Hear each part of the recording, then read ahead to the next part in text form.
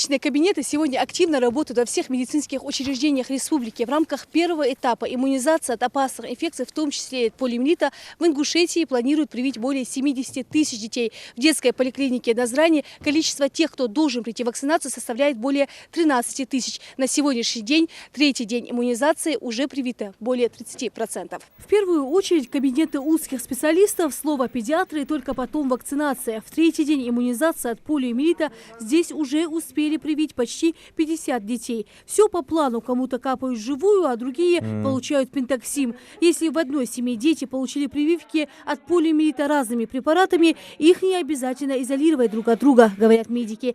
Действие и защита у всех одинаковая, а главное, заразить друг друга дети не могут.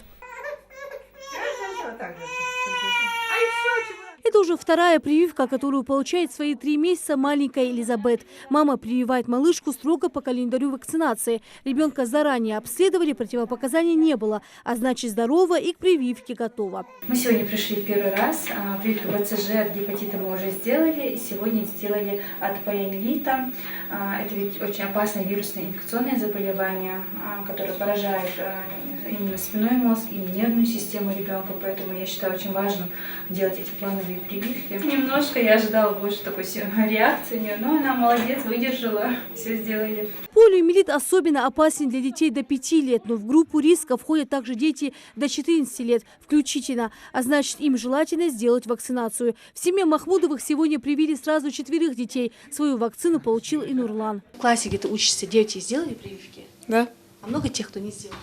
Много. Да. А ты почему пришел на вакцинацию?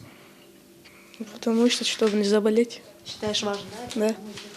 Всю необходимую цепочку хранения вакцин соблюдают. Сроки годности препаратов показывают при желании родителям. Вакцинация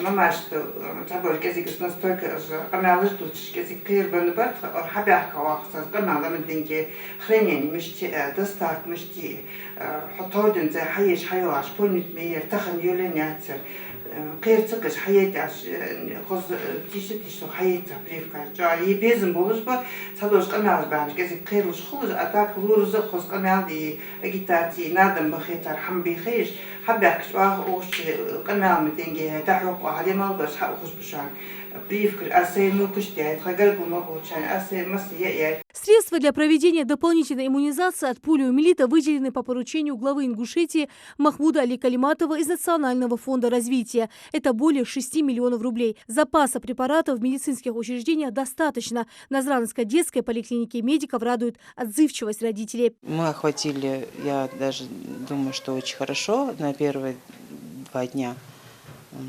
почти уже 30-35%. Даже отказники, которые были ярые отказники, они уже дают согласие, приходят, вакцинируются спокойно. Иммунитет, конечно, должен выработаться вообще очень большой, потому что долгое время как-то родители все отказывались, и сейчас уже понимают, что это вирус не из очень хорошей серии, как сказать, и осложнения от него очень тяжелые, потому что только остается инвалидизация после полиомиелита. Во многих общеобразовательных учреждениях республики понизилась посещаемость учащихся с 1 по 4 классы. Приходят в школу только те дети, которые привиты живой вакциной. Согласно закону, вакцинированные и невакцинированные дети в этой школе разобщены. Прививку от полиомиелита получили 5 человек. Именно они и посещают школу, а остальные сегодня, как вы видите, сидят на дистанционном обучении у себя дома. Это учащиеся младшего звена с 1 по 4 классы. Остальные дети, которым не угрожает опасность заразиться, посещают школу, в основном старшеклассники. Количество детей все-таки у нас уменьшилось. Есть у родителей боязнь все-таки отправить своих детей в школу. Они ссылаются на то, что дети могут заразиться друг от друга и болеть. В принципе, их, с одной стороны, понять можно. Мне кажется, что все-таки родители не настолько хорошо осведомлены и не настолько хорошо знают, что собой вообще представляет эта болезнь. Количество учеников средних классов у нас тоже уменьшилось. Но мы, по крайней мере, постоянно работаем с родителями, объясняем им, что больше подвержены именно начальные классы. Дистанционное обучение никогда не заменит урок в классе, говорят педагоги. И здесь надеются, что в скором времени ситуация наладится и родители проявят самосознание и ответственность.